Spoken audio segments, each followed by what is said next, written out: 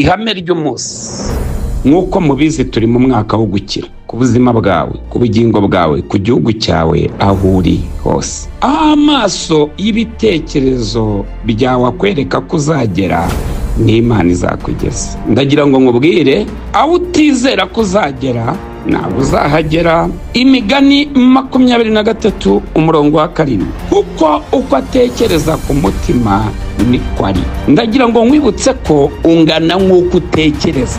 Ibitekerezo byawe iyo ari bigari uba mugari. Efeso 3:20. Nuko rero ibasha gukora cyane ibiruta ibyo musaba ndetse n'ibyo mwibwira, nk'uko imbaraga zayo zibakoreramo.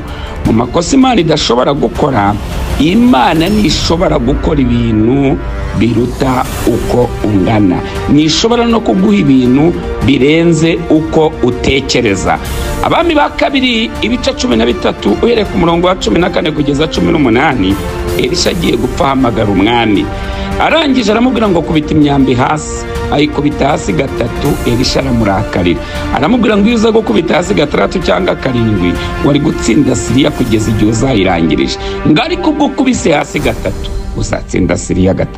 Umva nkubwire, uyu munsi wa none egura inyegamo yawe. Haleluya. Egura ibitekerezo byawe. Bwira Imana ngo Mana, nyagura mu bitekerezo, ibitekerezo bigari, ibitekerezo byagutse, simeranwe n'ahashize hanjye. Shoje nkubwira ngo ibukuriwe biri mu bigize amahame. Shalom.